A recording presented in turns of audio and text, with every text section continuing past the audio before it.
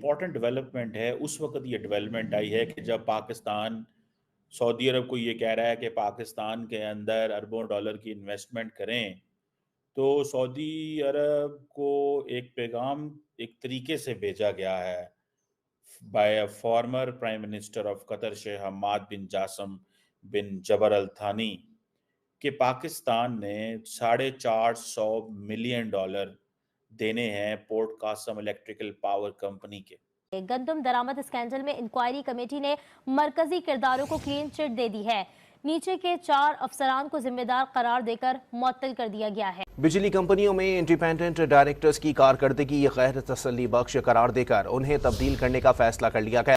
तो वो इतनी महंगी हो गई क्योंकि उसके ऊपर टैक्स भी लगा दिए गए हैं। पहले ही वो महंगी, ऊपर से टैक्स लगा दिए गए हैं, तो उससे ज़्यादा सस्ता पड़ता है कंज्यूमर को कि वो छत पे सोलर पैनल लगा के अपनी बिजली बना ले।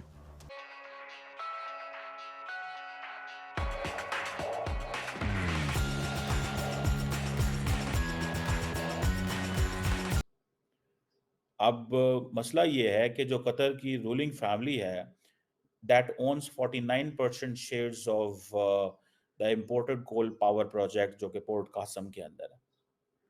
और याद रखें कि Sheikh Hamad bin Jassim bin Jabr Al थानी जो हैं, ये वही डिग्निटी हैं जिन्होंने कुछ अर्सा पहले 2017 में नवाज शरीफ साहब यानी कि जो मौजूदा प्राइम मिनिस्टर हैं शहबाज शरीफ, इनके बड़े भाई के हक में लेटर लिखा जब सुप्रीम कोर्ट ने इनसे पूछा कि आपके पास कहाँ से पैसे आए कि आपने लंदन में फ्लैट्स खरीदे। तो उन्होंने कहा ये पैसे हमें as a brotherly friendly Qatar ने दिए। अब क्वेश्चन ये है कि एक तरफ हम ये देखते हैं कि जो पाकिस्तान की जो हुकूमत है वो इस चक्कर में लगी हुई है कि हम यहाँ पे इन्वेस्टमेंट्स लेके आए। दूसरी तरफ हमने चाइना पाकिस्तान इकोनॉमिक कॉरिडोर के जो पावर प्रोजेक्ट्स के भी 550 अरब रुपए देने हैं, पाकिस्तानी 550 अरब रुपए। और हाल ही में जब इसहाक डार साहब जो deputy prime minister and foreign minister भी हैं और हमारे जो प्लानिंग कमीशन के मिनिस्टर साहब हैं, सारे चाइना गए हुए थे और एक ही बात वो कर रहे हैं, हमारे पैसे वापस करें। एक तरफ हमने ये किया कि ये जो जब हमने 2013-14 के अंदर सी पैक के मुआहदे शुरू किए तो हमने कतरियों को भी ये कहा कि आए पाकिस्तान में इन्वेस्टमेंट करें। हमने ये बातें उनको कहीं और हमारे कहने पे जो ये जो सी पैक प्रोग्राम के तहत हमारे पाकिस्तान के कहने के ऊपर जो पोर्ट कासम पावर प्रोजेक्ट है उस पे ये जो कतरियों ने पैसा लगाया। अब कतरी कहते हैं हमें पैसे भेजो, असी कहने साढ़े को कोई नहीं है।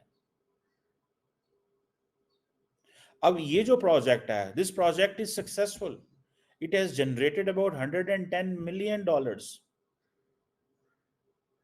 और मजे की बात यह है कि वो कहते हैं कि $810 मिलियन इन्होंने कमा लिया है, सानू ₹1 नहीं मिला। This is what the Qataris are saying and this is because the delay in the payment जो कि पाकिस्तान ने की तरफ से डिले है, वो डिले है जो पाकिस्तान को नहीं करना चाहिए। सो ये वो कहते हैं कि हमें $450 मिलियन दे दें। अब थानी साहब ने लेटर लिख दिया शहबाज शरीफ को। मेरी इतला के मुताबिक थानी साहब ने तो डायरेक्ट लेटर लिख दिया है। बहुत सारी और कंपनीज भी हैं, प्राइवेट कंपनीज हैं जिन्होंने अपनी हुकूमतों को कहा है कि हमने आपके कहने पे पाकिस्तान में इन्वेस्टमेंट की थी, लिहाजा पैसे लगाएं। आप बताएं, आप दो सानू रुपये। आपको याद होगा हाल ही में ये पता चला कि सऊदी क्राउन प्रिंस मोहम्मद बिन सलमान जो हैं वो कह रहे हैं कि हम $5 बिलियन का इन्वेस्टमेंट पैकेज को एक्सपेडाइट करना चाहते हैं। इस सिलसिले में सऊदी अरब से सऊदी अरब के फॉरेन मिनिस्टर भी आए, बिजनेस डेलीगेशंस भी आए। परसों सऊदी फॉरेन मिनिस्टर की कॉल भी आई हुई थी। मोहम्मद बिन सलमान ने पाकिस्तान आना था लेकिन वो ना आए क्योंकि उन्होंने मेरा ख्याल है 20 में 18, 19, 20 या 21 मई को जापान जाना था। लेकिन सुनने में आ रहा है कि उनके वालिद की तबीयत खराब होगी तो वो जापान का दौरा भी हो गया। अब सुना वो पाकिस्तान में आएंगे और वो पाकिस्तान के एक ऐसे इलाके में जाएंगे जहां पे इन्वेस्टमेंट्स होगी। मोस्ट प्रोबेबली वो बलूचिस्तान जाएंगे शायद, या सिंध जाएं।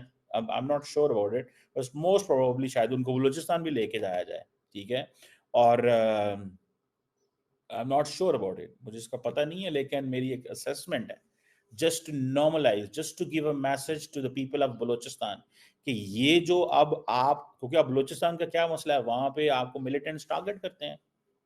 मिलिटेंट्स आपको टारगेट करते हैं, वो कहते हैं हाँ जी उनकी करिए, फिर दसो क्या करें। वो कहते हैं करना फिर की है, चुप कर रहो, बैठो।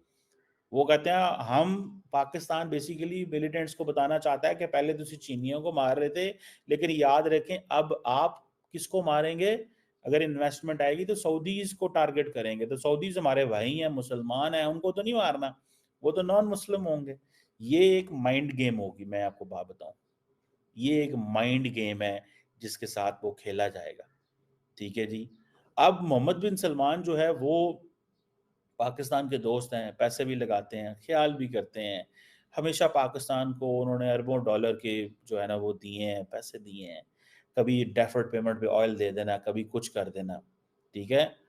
अब आपको पता है एक तरफ ये बात है, दूसरी तरफ देखें आपको पता है इंडियंस जो हैं वो कतरियों को और अमारातीज को ये कहते हैं कि उधर पैसा ना लगाओ, चाइना को ना घुसने दो अपनी मार्केट में, कि हम फी यूनिट 7 रुपए की बिजली बनाते हैं और सोलर जो है वो 25 रुपए की बनती है, और जो गैस वगैरह से बिजली, LNG से बिजली बनती है वो 45 रुपए की बिजली बनती है।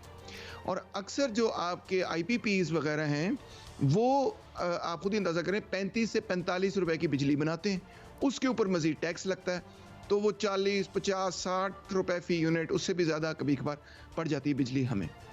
तो ये असल डिलेमा है, कनंड्रम है, अलमिया है कि आपने जो मुआहदे किए हैं IPPs के साथ, उसके तहत जो बिजली आप हमें चार्ज कर रहे हैं वो इतनी महंगी है कि इससे बेहतर है कि बंदा अपनी बिजली बना रहे हैं। ये रियलिटी है। डॉक्टर साहब, अगर हम अपनी बिजली बनाते हैं अगर सोलर से, तो वो हमसे वो बहुत सस्ती ले रहे हैं। कायद-ए-आज़म जो सोलर जो प्रोजेक्ट है उसकी बिजली वो 50 रुपए की यूनिट गवर्नमेंट उनसे खरीद रही है, जो आम हमारा यानी कंज्यूमर है और वो उससे 19 रुपए पे भी लेने को तैयार नहीं है वो। तो ये भी क्या करिश्मा है? जी बिल्कुल, बस ये यही है कि वो चाहते हैं कि मैक्सिमम पैसे कंज्यूमर से वो टैक्स की शक्ल के अंदर निकालें, खींचें। यही वजह है कि उन्होंने बाकी तमाम अशिया पे भी टैक्स लगाए और बिजली पे भी उन्होंने टैक्स लगाए। IMF के साथ उनकी जो अंडरस्टैंडिंग और एग्रीमेंट है वो ये है कि वो टैक्स रेवेन्यूज़ में 2 ट्रिलियन रुपीस मज़ीद इजाफी रेज करेंगे। ये IMF के साथ उनकी बातचीत, नेगोशिएशन हो रही है और इसी पर कंटिंजेंट है, मुनहसर है कि उनको अगला जो लोन वो नेगोशिएट कर रहे हैं जो कि $3 बिलियन का लोन है, इसी चीज़ पर मुनहसर है कि IMF कह रहा है कि आप 2 ट्रिलियन रुपीस इजाफी टैक्सेस में निकालेंगे तो हम ये करेंगे। अब हुकूमत ने ये सोचा कि इनकम टैक्स, डायरेक्ट टैक्स लगाना तो बड़ा मुश्किल है क्योंकि सरमायादार जो है वो बड़ा ताकतवर है, वो कहता है मैंने तो टैक्स दूंगा ही नहीं, फंसा देता है इस सारे मामले को। और वैसे भी हुकूमत में खुद ही सारे सरमायादार बैठे हैं तो अपने आप पे तो टैक्स नहीं लगाना चाहते। तो उन्होंने ये सोचा कि इनडायरेक्ट टैक्स लगाएं। ये वसूल करना तो ज़्यादा आसान है। इनडायरेक्ट टैक्सेस जो होते हैं सर, वो हमेशा गरीब आदमी पे उनका बहुत ज़्यादा होता है, तो हुकूमत रिलाई कर रही है इनडायरेक्ट टैक्सेस पे। यही वजह है कि उन्होंने डॉक्टर साहब एक और मैं पहलू की तरफ आपसे रहनुमाई चाहूँगा।